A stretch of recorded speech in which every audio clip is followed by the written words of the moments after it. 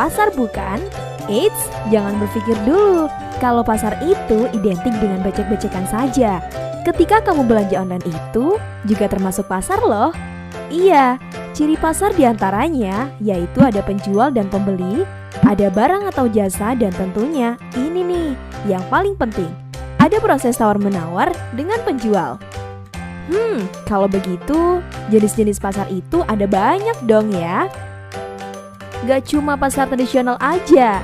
Yap, jenis pasar itu ada banyak sekali, tergantung kriterianya. Jenis-jenis pasar ada apa aja sih? Kita bahas satu persatu yuk. Berdasarkan jenis barangnya, pasar dibedakan menjadi dua jenis. Pasti kalau kamu sedang ingin membeli ikan hias peliharaan di rumah, kamu mencarinya di pasar yang khusus menjual ikan-ikan hias kan? Nah, pasar ikan itu termasuk pasar homogen, di mana pasar yang menjual satu jenis barang saja, yaitu ikan. Oh ya, aku jadi ingat, kalau ibuku mau belanja kebutuhan bulanan, pasti ibuku mengajakku ke supermarket. Dan aku melihat ada banyak sekali rak-rak yang isinya banyak jenis barang yang dijual. Ada kosmetik, ada juga jenis makanan ringan, ada juga minuman, dan kadang ada juga bumbu-bumbu untuk memasak. Nah, supermarket itu pasar heterogen, karena di dalam supermarket itu ada banyak sekali jenis barang yang dijual. Berdasarkan waktu pelaksanaannya, pasar dibedakan menjadi 4 jenis, yaitu pasar harian, pasar mingguan, pasar bulanan, dan pasar tahunan. Seperti namanya, pasar harian adalah pasar yang berlangsung setiap hari. Berhubung pasar ini tersedia setiap hari, barang-barang yang dijual adalah kebutuhan pokok manusia yang biasa dikonsumsi setiap hari juga, seperti misalnya sembako, alat mandi, dan lain-lain.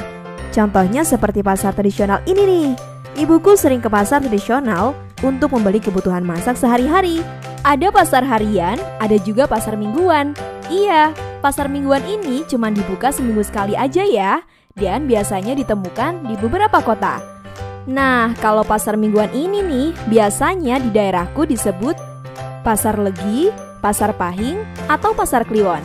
Kalau di daerah kalian, apa sebutannya? Pasar bulanan. Kalau yang ini bisa ditebak dong. Pasar bulanan adalah pasar yang berlangsung setiap bulan. Biasanya barang-barang yang diperjualbelikan di pasar bulanan ini adalah barang-barang khusus dan tersedia dalam jumlah banyak. Pasar ini biasanya juga terjadi karena momen-momen tertentu yang muncul setiap bulan. Contohnya nih, aku pernah menemukan pasar-pasar yang muncul di depan kantor pos ketika tiba masa pembayaran pensiun ayahku. Kalian pernah mengunjungi pasar Sekaten? Aku sih pasti diajak ayahku. Soalnya pasar Sekaten ini munculnya cuma setahun sekali. Iya, pasar Sekaten ini disebut sebagai pasar tahunan yang biasanya terjadi di kota-kota besar dan dibuka selama setahun sekali.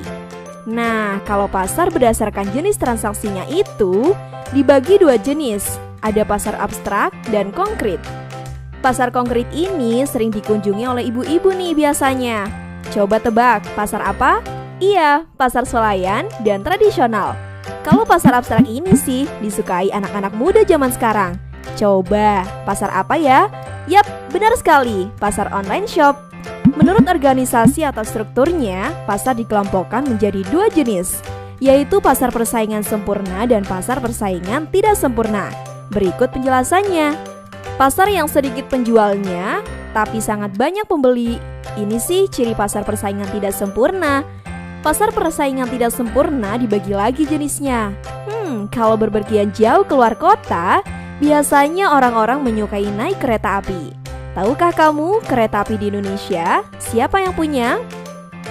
Yap, PT KAI. PT KAI termasuk pasar monopoli. Sesuai namanya, pasar ini hanya terdapat satu perusahaan yang menguasai seluruh penawarannya. Contoh lainnya seperti PT PLN.